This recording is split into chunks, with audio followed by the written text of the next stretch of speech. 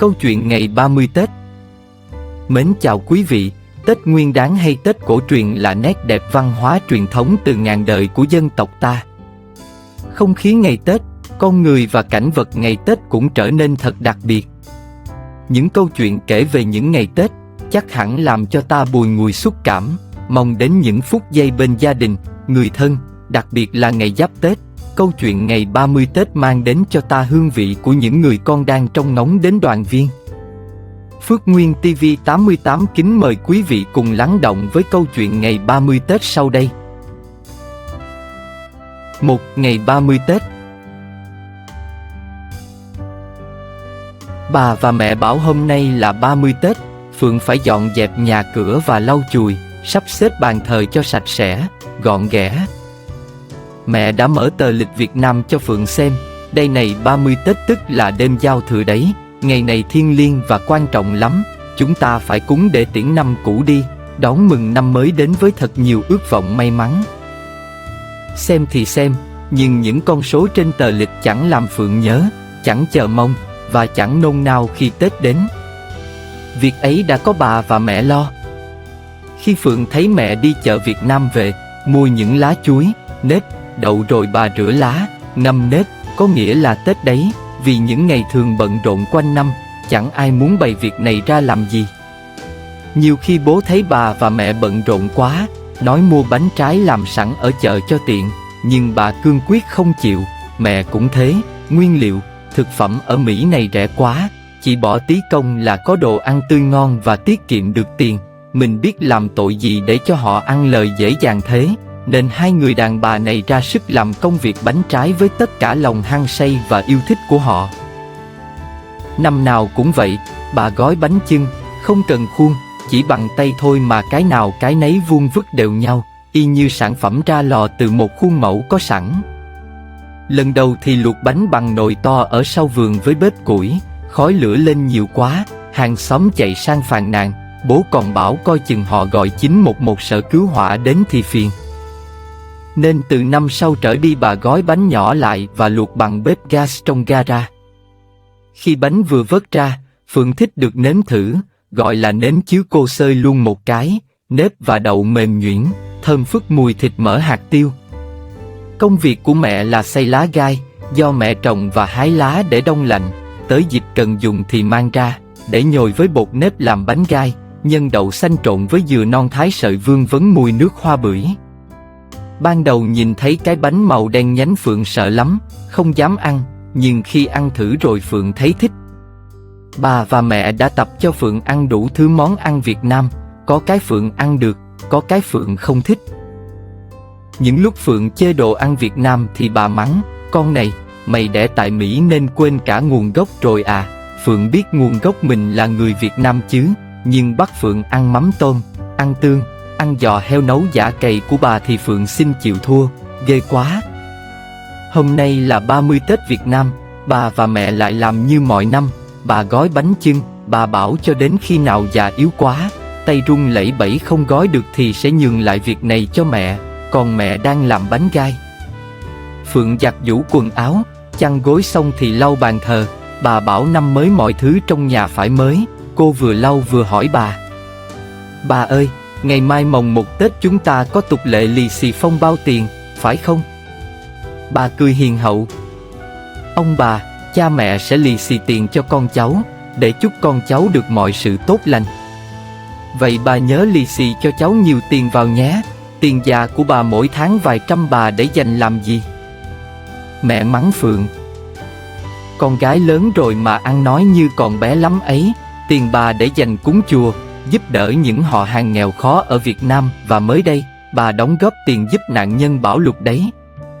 Bà chép miệng. Tội nghiệp. Bao nhiêu nhà cửa đổ nát, người chết thảm thương, cháu đừng quên lời bà dặn nhé, hãy mở lòng ra với mọi người nghèo khó hơn mình, hay đang gặp hoạn nạn, khó khăn. Bà dặn cháu nhiều lần rồi, cháu không quên đâu, nhưng phải đợi cháu ra trường có việc làm đã, cháu lo thân cháu xong rồi muốn giúp ai thì giúp. Cháu bà ngoan quá, bà sẽ lì xì cho cháu nhiều nhất nhà. Nhưng ngày xưa, khi bà 20 tuổi bằng cháu bây giờ, bà đã có 3 mặt con rồi đấy. Phượng nhảy cẫng lên thích thú. À, cháu thích nghe chuyện ngày xưa của bà, sao ngày ấy bà lấy chồng sớm thế? Boyfriend của bà đòi cưới hay bà đòi cưới? Boyfriend là gì hở cháu? Là người yêu đó, anh ta yêu bà lắm phải không? Mẹ cau mày mắng Phượng. Con ăn nói phải giữ lời, anh ta nào thế? Ông ngoại của con đấy. Phượng nũng nịu nắm tay mẹ phân trần. Trong tiếng Anh già trẻ, ông cháu gì thì cũng dùng từ như thế thôi, mẹ biết điều đó mà. Nhưng mẹ sợ bà không biết bà giận. Bà đỡ lời. Không sao, các cháu nó nói tiếng Anh là chính, tiếng Việt Nam thế là giỏi rồi, cháu cứ tự nhiên, vì lúc nào cháu cũng là cháu gái bé bỏng của bà. Rồi bà kể tiếp. Thời xưa đâu có người yêu như bây giờ, cha mẹ đặt đâu thì ngồi đó. Phượng kêu lên. Bất công. Và tước đoạt quyền tự do của người con gái. Nhưng chả sao cả cháu ạ, người ta vẫn sống hạnh phúc êm đềm và sinh con đẻ cháu. Ai như bây giờ, tự do lựa chọn người mình yêu rồi một sớm một chiều đã ly dị, con cái thì bơ vơ, xa mẹ vắng cha. Phượng cười. Hên cho bà là anh ta đẹp trai, cháu đã nhìn thấy hình ông ngoại hồi trẻ rồi, nếu bà lấy người xấu thì cháu cũng xấu luôn, cháu sẽ bắt đền bà đấy. Bà mơ màng trôi về quá khứ. Ông ngoại đẹp trai mà nghiêm lắm, bà nể sợ ông, không dám cãi một câu, ông vừa là người chồng vừa là người chủ của bà. Bà làm dâu, hàng ngày đã bận rộn làm lụng, mỗi lần Tết đến càng bận rộn thêm, vừa trông coi vừa làm, nào gói bánh chưng, bánh gai, bánh dày, nấu chè kho, muối dưa hành. Nào mổ lợn để làm giò lụa, nem chua, nấu thịt đông, xương thì nấu măng, nấu miếng, cổ bàn 3 ngày Tết không lúc nào ngơi tay. Phượng ngạc nhiên. Bà khổ thế sao? Họ Abu bà đấy, nếu ở Mỹ thì họ đáng tội vào tù. Mẹ giải thích. Chẳng ai hành hạ bà cả, bà hãnh diện và sung sướng được làm những công việc ấy, chứng tỏ mình là vợ đảm dâu hiền. Phượng chặt lưỡi ngẩn ngơ. Thời xưa lại nhỉ? Bị hành hạ mà vẫn sung sướng. Thế 3 ngày Tết ăn uống nhiều thứ bà có sợ mập không? Sau Tết bà có định cho xuống cân không? Ăn thì cứ ăn, chẳng sao cháu ạ. Rồi bà chép miệng. Ngày xưa, phong tục lễ Tết rất nhiều, ngày nay ngày càng đơn giản đi, và sang đến Mỹ thì mất gần hết rồi, con cháu đẻ ra ở đây, chẳng biết ngày Tết quý giá và thiêng liêng thế nào. Ngày Tết xa xưa, bà ăn một miếng bánh chưng thơm mùi nếp mùi lá dong, bà nghĩ tới những cánh đồng lúa chín vàng, tới những giọt mồ hôi cày cấy của người nông dân. Mẹ tiếp lời. Bây giờ chúng nó nhìn bánh chưng bằng đôi mắt dửng dưng hoặc tò mò hỏi cái gì đây rồi lắc đầu từ chối, ngay cả không thèm ăn thử lấy một miếng. Phượng lý luận. Thì bà và mẹ cũng không thích ăn hamburger, có bao giờ ăn thử miếng nào đâu. Mẹ hồi tưởng. Sống ở quê hương mình, trải qua những mùa mưa nắng, những lúc đói no, mới thấm được hương vị ngày Tết. Khi đất trời vào xuân, có nắng vàng, có gió nhẹ thổi sạch những chiếc lá khô nhỏ trên hè phố, khi chợ búa bắt đầu đổi màu sắc, ngập tràn cam quýt chín vàng, dưa hấu chất từng đống giữa chợ, còn rau sao mà nhiều thế. Xà lách xanh, bông cải trắng, cà chua chín đỏ như hẹn nhau cùng mùa thu hoạch cho kịp xuân về.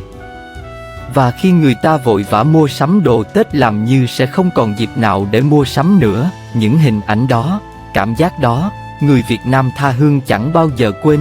Phượng ngừng tay lau chùi, quay lại nhìn bà và mẹ, hai thế hệ đã qua, mỗi người có một mùa xuân đẹp theo ý họ.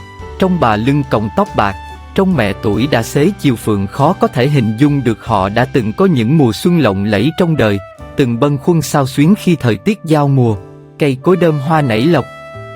Bây giờ họ thích ôn lại kỷ niệm và kể cho con cháu nghe. Phượng nghĩ vẩn vơ sau này mình già thì sẽ có kỷ niệm gì để kể cho con cháu nhỉ? Cô sẽ kể lại cái ngày 30 Tết này vậy, rằng là bà không biết gói bánh chưng, bánh gai, nên bà ngoại và mẹ của bà sai bà làm đủ thứ chuyện, mệt kinh hồn. Mẹ nhìn vẻ đăm chiêu của cô và hỏi. Con đang nghĩ gì mà ngẩn người ra thế? lại đây mẹ chỉ cách gói bánh gai, sau này làm cho các con nó ăn. Phượng giãy nảy lên. Các con của con sẽ không thích ăn bánh này đâu. Con chỉ lười thôi, mấy món bánh đơn giản này mà cũng không chịu học. Bà than thở. Tôi đã nói rồi mà, càng ngày con cháu ở xứ người càng quên đi mọi thứ liên quan đến cội nguồn của nó, chẳng biết tới đời con, đời cháu nó có còn biết nếm cái mùi vị ngon của bánh chưng, bánh gai hay dưa hành ngày Tết không? Mẹ nói như an ủi bà. Cũng phải thế thôi, biết sao bây giờ? Mình đâu có sống cả đời mà hướng dẫn chỉ bảo chúng nó được. Thường Phượng chở bà đến chùa và hẹn giờ đến đón. Một hôm cao hứng Phượng ở lại lễ chùa với bà. Cô tò mò xem có gì hấp dẫn mà tuần nào bà cũng đi như những người yêu nhau không bao giờ lỗi hẹn. Cô ngồi cạnh bà, cũng quỳ, cũng lạy, nhưng cô không biết tụng kinh, chỉ biết ngồi im nghe. Người ta đọc hết trang này đến trang khác làm cô sốt cả ruột, hỏi bà chừng nào xong. Bà nói tụng hết cuốn kinh Pháp Hoa này. Cô nhìn cuốn kinh dày cộc thở dài ngao ngán, tự trách mình lỡ dại trót ngồi đây rồi bỏ ra về giữa chừng sao được. Từ đó, Phượng chẳng bao giờ vào chùa đọc kinh nữa và thầm phục bà mỗi tuần ngồi cả giờ đọc đi đọc lại những câu kinh ấy, những sách kinh ấy mà không chán, mà vẫn sốt sắng khăn áo đến chùa. Sau này dù Phượng có già, cũng không thể làm như bà được. Bánh chưng và bánh gai đang được nấu trên bếp nên mọi người cảm thấy rảnh rang. Bà quay ra kể chuyện đi chùa đón giao thừa, nghe tiếng chuông chùa báo hiệu năm mới vừa sang rồi ra vườn chùa hái lộc.